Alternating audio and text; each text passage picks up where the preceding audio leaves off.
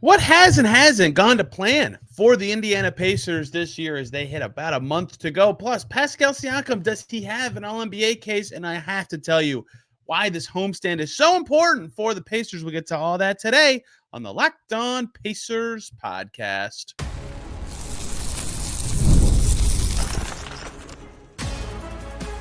You are Locked On Pacers, your daily Indiana Pacers podcast. Part of the Locked On Podcast Network, your team every day. What up, y'all? Happy Wednesday and welcome into another edition of the Locked On Pacers podcast, where we, of course, talk about the Indiana Pacers. As always, my name is East. I cover the Team 4-4s, and today, much to discuss in the land of the Pacers and stuff that I've wanted to talk about for a couple weeks now, one of which I went a different direction with, another that I've wanted to do because I've been reviewing my own work. And the third thing, the importance of this homestand, inspired by something Dave Sorrell told me earlier this season. The Pacers have never at any point this season played more home games than road games. I wanted to verify that it is true and what it means for their upcoming 11 home games of their next 15, including some against opponents that maybe not inferior, but certainly winnable for the Pacers. I want to start by looking backwards, though, and I primarily want to do this because Kyle Taylor and I last week did a podcast talking about the young guys and their development for the Pacers this year, and a big reason for that we did that was because a big theory of this Pacers season was, hey, they're running it back, but if young guys get better, they have a full season of Siakam, maybe they're a little better on defense, they'll be a better team, right? That was the thought at the time of that. That made sense to me. Their offseason made sense to me, and here they are, about the same record as last year.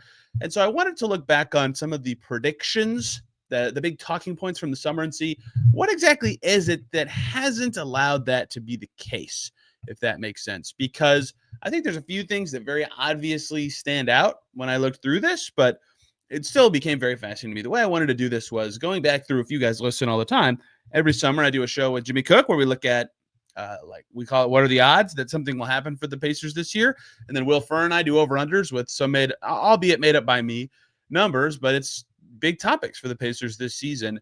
And breaking it down, the one that is shocking to me, a lot of these are transactional-based discussions, but the one that stands out to me the most are really three. Is with Will doing over-unders. We had a couple that we did, two of which we fully agreed on and one that we didn't, that has been very telling, right? The perception of the Pacers this season, and I still think this was the case for almost everybody, not everybody, but almost everybody coming into the season, was they were still going to be excellent on offense, right? And that's why defensive growth would carry them so much.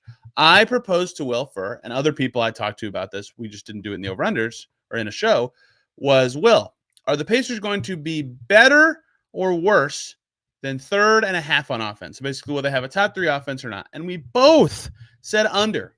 We both thought the Pacers would have a top three offense year because they were so good last year and they had a style that made sense. They are 4 points per 100 possessions away from the top three right now. That's a huge gap. The Pacers, for reference, right? The Celtics have the third best offense at 119.1. The Pacers are at 115.1. 111.1 is like the Blazers and the Heat, right? Like bad bottom 10 offenses. There's a chasm between what the thought of what the Pacers were going to be offensively this year is or was and actually is, right? They're still a top 10 offense. They're 8th. They're still good on that end of the floor. But that part of, here's the Pacers, here's our identity, here's how they'll win, hasn't materialized, which I find to be fascinating. However, both Will and I said, by the way, that we thought that they would be within the top three offensively. However, defensively, I gave Will the option of over under 22nd and a half. And other people who came on this very podcast said, yeah, they'll probably be a bottom 10 defense again. I said over, meaning they'd be a bottom 8 defense. Will said under. He gave him some credit. And that is also where a perception shift has happened this season. Right now, the Pacers are 16th in defense, dead tied at 114.2 with the Blazers for 15th. So right on the line of average. They're like a whole point away from 14th, and they're very close with a bunch of teams as far down as 21st. Either way, they'd still be clearing the mark I set for them. So I set these marks. Keep that in mind. I would like to think my perception generally matches what people talk about online or what people ask me about when I do radio things. And so under 47.5 wins was the line I set with Will. We both said over. They're currently close to on pace for that. I had them at 40 wins right now. They have 38, and I finished them at 49. So if they win one game more than I thought they would the rest of the way, they will go over 47. So the way they're getting there is different, and I don't think that's that shocking to anyone who's kept up with the team day to day. But I think it's important to remember that when you talk about the undercurrent of everything else I'm going to talk about is the thought for this team was they were still going to be pretty mediocre at best on defense and amazing on offense, and that hasn't been the case. And that kind of will inform what their summer looks like, which is another reason I wanted to rethink about this, right? The theory of this, pretend right now they had the same record right now that they did last year, right? Or excuse me, they had the same record right now that they actually do, but they were actually top 3 in offense and bottom 8 in defense. Everybody'd be saying the same things. Well, in the offseason, they've got to shift their team around a bunch and get better defensively and at the expense of some offense. Well, instead, they don't necessarily have to think that way, right? The way that they have, I think that this balance is probably better for team building. It gives them more options in the summer, although I also think it might give them a slightly smaller ceiling. So you got to be top 10 at worst, top 12 to 15 on both ends to be like a true championship contender. And the Pacers up in their defensive level in the postseason last year helped them get really close. And so being 15th, 16th on defense is good, but they've got to find a way to up both of those numbers a little bit. I thought that was interesting. A lot of the transactional stuff and moves anticipated were really interesting to look back on. Jimmy and I, for example, did the odds Myles Turner's under contract next season. I don't know what you person listening to this thinks that odds are now. I said 70% before the season. Jimmy said 40. I'm feeling pretty good about winning that one. We did a James Wiseman is back next year. That's sad. We both were over 50%. I was a little lower than Jimmy. But for example, like these were the discussions in the summer. TJ McConnell is retained. Well, that one's funny because that was before he signed an extension, which he immediately did. We both were right around 50%. I was a little below. He was a little above. He already extended. That one's wrong. We also did one of Mathurin and Walker is traded. Remember that conversation from the summer? How are the Pacers going to get better? What's their next move? And a lot of the chatter was, well, at the deadline, perhaps, or in their next transaction cycle, they could trade their young lottery picks or other stuff for the next thing. That was part of the argument for taking Johnny Furphy, adding to their young guy cupboard before making that move. I was a little higher on the odds of one of those guys getting traded than Jimmy was. We were both below 50%. Obviously, neither of them did. And then a starter is traded. We both were 50% or lower, but I was a little lower on that, and that obviously didn't happen. So a lot of the chatter was like, who is going to get traded and how? And the answer was nobody, because their team identity shifted so much and their salary cap reality got to the point that it did. So in some ways, going back through all that, the only surprising transaction between then and now, not even surprising, we were both right around 50%, I guess, would be that McConnell got extended the way he did. But I think to this point, a lot of what this Pacers season has been is similar results to what everyone expected, but in a different way. And that different way, I think, kind of informs what their next steps will look like, right? Will predicted Pascal Siakam would be an all-star. We both predicted Jarris Walker would play, well over 50-something games. We both said Bennedict Mathurin would play over 24 minutes a game, right? A lot of the stuff that was talked about as stuff to watch this season has gone the way that most people thought it would. And yet, this season feels so much different because of the way it's happened, where they were dreadful and then they were really good, and they found something on defense, but haven't been that high-level offensive team. And so I know this is me kind of reviewing myself, and I was wrong about my theory of the team being amazing on offense and slightly better, but not that much better on defense. They've gotten worse on offense, but been much better on defense. And so in some ways, I actually think that lowers their ceiling right now. Right, the fact that they could score at that level against anyone was massive in the postseason. Right, they had a huge scoring game, best Game 7 on the road in playoff history, and they won a series because of it. In some ways, it also potentially raises their floor. If they're playing a team that they're just straight up better than in a playoff series, which if that happens, we'll see. I think their chances of winning are higher, but their chances of an upset are lower. And how they react to that, the fact that a lot of other stuff has kind of gone the way that most thought it would, including probably the Pacers themselves, will be telling, right? Is the fact that they got so much better on defense, does that allow them to not go all in on adding defense as their next kind of thing that they need skill-wise? Does it make them think a little bit more about shooting and ball handling? I certainly have been thinking more about that as the next steps of the Pacers. I don't know, but in reviewing myself, you really learn about how much a team can take on a new life, even with the same players, and how the Pacers now have to react to those things. So they've gotten better. Kyle and I went through with every young guy. Yeah, they've all gotten a little bit better at these things. Nemhard's a lot better on defense and all this stuff. And clearly they've had some vets take some steps back. But at the same time, the fact that they've gotten better on defense, I think, will say a lot about what their summer could be. That said, the postseason tells all. And if all this stuff happens this year and they get to the playoffs, and because their offense isn't as high level, they can't beat anybody, that will really inform what their next steps are. So to date, their season kind of on track. Their long-term direction, because of the way they've gotten to being on track, looks a little different. I thought this was fun, and it told me a lot. You know what else will tell me a lot? What you think of Pascal Siakam's All-NBA chances. So much to get to with that, even though, unlike Tyrese Haliburton, less contractual things involved. Before we get into that, though, we need to talk about two great groups. People, first up, Prizepicks basketball season is heating up, and there's no better way to get in on the action than with Prizepicks, the best place for daily fantasy sports. With Prizepicks, you just pick more or less on at least 2 player stat projections, and you get a shot for up to 1,000 times your cash. It's easy to use, available in over 30 states, and lets you mix and match projections across sports. This week, for example, you can pick Luka Doncic for more than 25 points or Jason Tatum for more than 8 rebounds.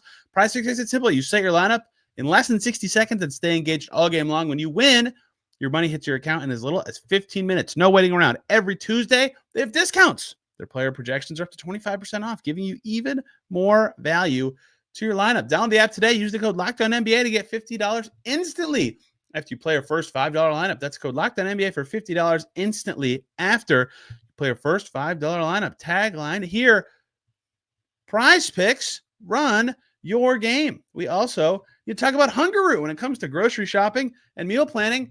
There's this ongoing problem many have. They just don't have the time between work life and eating healthier. It's constantly making people feel stressed out, going to the grocery store, buy things they don't need, end up with no time to actually cook, and sticking to health goals. It's a struggle. Everything changes when people discover Hungryroot. It's been a game changer. It is a game changer. It's the easiest way to eat healthy without the stress. With Hungryroot, it's like having a personal shopper and a nutritionist all in one. They take care of your grocery shopping, recommend meals and groceries based on your taste and health goals, from anti-inflammatory to high protein and gluten-free options. The best part, every meal is ready in 15 minutes or less. Quick, healthy meals that taste great, all delivered straight to your door. It's a huge time saver, and it makes healthy eating way simpler. You're going to love Hungryroot as much as many do. For a limited time, get 40%. How about that? Off your first box and a free item in every box for life. Just go to hungryroot.com/LockedOnNBA and use the code LockedOnNBA.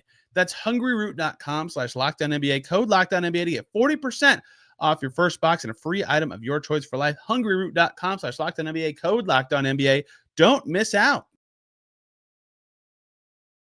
Back here on Locked On Pacers, thanks for making me your first listen today and every single day. Make your second listen Locked On Mavs. Who is even going to be available for the Dallas Mavericks tonight? Who knows? Also, Locked On Warriors, because I think Pacers, big fans of the Warriors. The Warriors beat the Bucks. That game just wrapped up while I was recording. So the Pacers, as I'm speaking, are in fourth again in the East. The Bucks came all the way back, tied that game up in the third quarter, but the Warriors get it done without Steph. Wow. What a win for the Warriors. Let's continue here on Locked On Pacers. Talking about Pascal Siakam's All-NBA candidacy. I did this with Tyrese Haliburton when he was on his heater pre-injury. With him, not only do I think for a second there was a sliver of hope that he could get it. For the Pacers, a sliver of hope, I should say, because there's actual contract reasons that benefit the Pacers for Tyrese Haliburton getting All-NBA this particular season. That is not true for Pascal Siakam. He got traded to the Pacers after his rookie contract. He is not Supermax eligible with the Pacers. However, he already has enough years of service, or he will get there during this contract, meaning he'll be max contract eligible at the end of this anyway. So this is not for contract reasons. This is just for me wanting to know, is there actually a chance? Am I crazy that Siakam's got a shot? He made it twice before. He was All-NBA second team in 2020, and then All-NBA third team in 2022. So chance to be a 3-time All-NBA player. I mean, that is just remarkable. I don't think anyone thinks of Siakam in that kind of tier, but his consistency is his case, both in his career and this season, right? He has been a, low to mid 20s point scorer, 7 rebounds, 3 to 5 assists guy for like 7 years now, like a whole career. It was worth of time for a lot of players. His first season averaging those stats I just said, 22.9 points, 7.3 boards, 3.5 assists per game. Tyrese Haliburton wasn't even in the NBA yet. Siakam finished top 10, in MVP voting that year, right? Like, that's the kind of career consistency he's had. And if you've heard me talk about Siakam's All-Star case, which ended up being right, his All-NBA case is the same, almost to a T. I'm going to use the same stat head queries. I'm going to say the same things. He's so consistent. He never stinks ever, right? Never been below 30% from the field in a game the entire season for the Pacers. I mean, it's just crazy massive for them. He's only been below 40% 7 times. They won 4 of those games. They found ways to wiggle through 4 of those games, right? And in a couple of those, he himself, in fact, in most of those, he was good on the glass, right? He goes 5 for 13 against the Knicks, pulls in 8 boards, right? I can't, 8 for 21 against the Cavs, he has 9 boards. That was their biggest, maybe their most impressive win of the season. He goes 4 for 12 against the Clippers. He has 12 boards, plus 16 that game, despite going 4 for 12. 5 for 16 in Washington. Dreadful night for a lot of Pacers. 5 assists that night, plus 11, right? This is what he does. His bad games are never actually bad. They're just substandard for him, right? Less than 10 games with a game score below 10. That's insane. For those who really are in the weeds on stats all the time, that's so impressive. Meanwhile, he has tons of games with a crazy high game score. He's been over 20 this season, 23 times. Obviously, his efficiency is remarkably consistent, but he's shot over 70% 6 times and 60% or better 18 times this season, of over a fifth of the Pacers games. That consistency is so valuable. Coaches love it. Teams love it. When the Pacers done early in the season, Siakam was great. When they were he was still great. That's so important to have that. But All-NBA is not just about that. You have to reach a level of, when people look back on a season, especially now that it's positionless, thank God, to know this was one of the best 15 players on total value in the league that year. I say total value because of the 65-game rule, which is partially why Siakam has a case. He's already played 66. He's already got this part locked up. I don't want to say this as a part of this, but like, if you just lined up every player 1 through the worst, whatever, Siakam's not a top 15 player. He probably isn't even top 20, right? He is in this mix because he's very good and because he's been very healthy and very consistent, right? Lots of guys have dropped out and will not be eligible, which is fair to me, right? Your total value should be relevant for All-NBA. This discussion isn't to say, is Pascal Siakam one of the best 15 players in the NBA? It's to say, has he been one of the most valuable 15 this year? And I think that is potentially yes. First team All-NBA locks, Jokic, Shea, Giannis, Tatum, right? After that, you could quibble with who your 5th guy would be. Mine would be Evan Mobley. I don't think anybody else's would be. Donovan Mitchell is going to have a good shake if the Cavs keep being awesome. Then you've got, Ant, the other one of Mobley and Mitchell, and Brunson and LeBron and Jaren Jackson, probably close to my first team also, and KD and Steph, right? That's probably some combination of your second and third teams. And then Cade's might even be second team. He's been awesome. Cade and Karl Towns and J-Dub. I mean, that's probably 15 right there, right? I got it, right? So Siakam, I haven't said his name yet, but that is the level you have to think about when you think, does Siakam have a case to make All-NBA? So players I didn't say who probably have a shot would be like Sabonis, obviously, although he's hurt again. He's going to be 65-game thing. And Şengün was an all-star. Jaylen Brown, I just watched Dame. Butler's not going to make the games. So Siakam's in that mix. Sam Quinn for CBS wrote about predicting All-NBA teams this week, and he made a hypothetical 4th-team All-NBA that did include Siakam on it, right? And so I wanted to do the same thing I did earlier this season. Who is matching Siakam's production? Like no one. Like no one. 20 points, 7 assists, 3 rebounds per game in the NBA this season. 13 players are doing that. 7 of them are the following: Anthony Davis, Luka Doncic, Victor Wembanyama, Miles Bridges, that one surprised me, Paolo Banchero, Zion Williamson, and Joel Embiid. You know what all of those players have in common? None of them are going to hit 65 games. Miles Bridges might, but probably won't, right? Those guys are all very good, except for Miles Bridges, and none of them can make All-NBA. The other 6 are Jokic, Towns, Giannis, Tatum, LeBron, and Siakam. Those guys are locks to make All-NBA. Saying Siakam, who's probably not a lock, right? He is at that level in win shares, solely adding up win shares, which is a cumulative stat Basketball Reference has. Siakam has more than LeBron. He's played 8 more games, so that's why. But still, like, if you're actually lining up guys for All-NBA purposes this season, the fact that Siakam's going to play 65 games, he's been super consistent. He's played every game he's been available in. He's got to be in the mix. I'm not saying he's going to make it, but I will say the thing that matters the most, I think, if he's going to make it, would be a couple things. One would be the Pacers being a top 4 seed. Just the way that the voting is going to shake out. If it gets close to who's the 12th through 17th guy and these votes are close, the Pacers being a good playoff team will matter a lot. Last year, Haliburton's case was really bolstered by a strong start. Siakam started strong, but the Pacers didn't. So he's got to finish strong as well. I think a couple more boom games, like 30-plus pointers for him, which he's had, I believe, 4 of now this season, right, would really help. I said this a lot during his, but he's so consistent that he never explodes and has these crazy stat lines. They have 30 points this year. Only 4, right?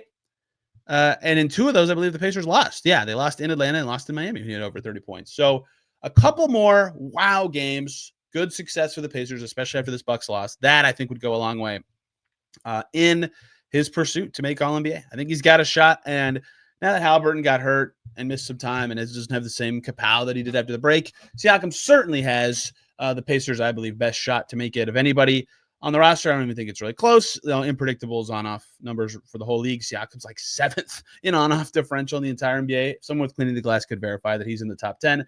That'd be super helpful for me. But, I mean, it's not that hard to make the case that he has been close to that level of impact, given the volume element, given the games played and consistency part of this that I've been beating the drum on all season.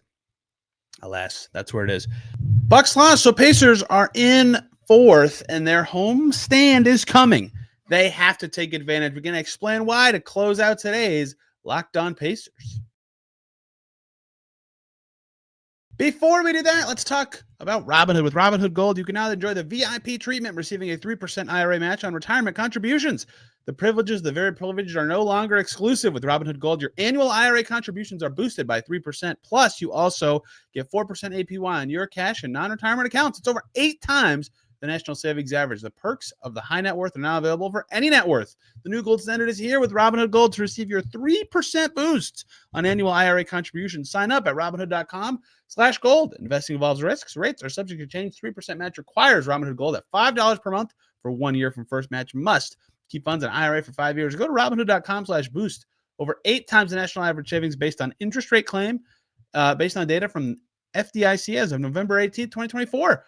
Robinhood Financial LLC is a member of the SIPC. Gold membership is offered by Robinhood Gold LLC. Back here on Locked On Pacers, thanks for making us your first listen today and every single day. Make Locked On NBA your second listen. Wes Goldberg and I on game night action, reviewing the 4 games of the NBA from last night. I had to watch Cavs Hawks. That was not very fun, although Ricochet was very good. Let's talk Pacers and this homestand coming up. Look, I think people know this. It's been hinted at. People have watched the games.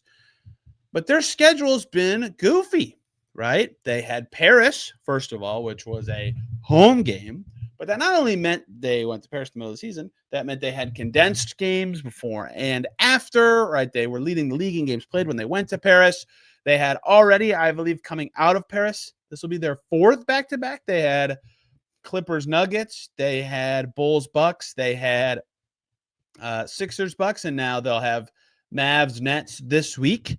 And then they have Clippers Wizards with travel next week, and then they have 1 more in April. So 6 after. Like, that's crazy. It's less than 2 months. I'm not even saying that to give them an excuse. They need to do well in these. It's very important that they do well in these. But the other part of their schedule, the Pacers are always unique in that they are very low in miles traveled in the league. It's actually a big advantage because they're so close to a lot of these Midwest teams, right? And they're on the very edge the western edge of the eastern time zone. Like, they actually travel the least in terms of miles of anyone. Probably their air time is usually lower, although Paris is pretty far.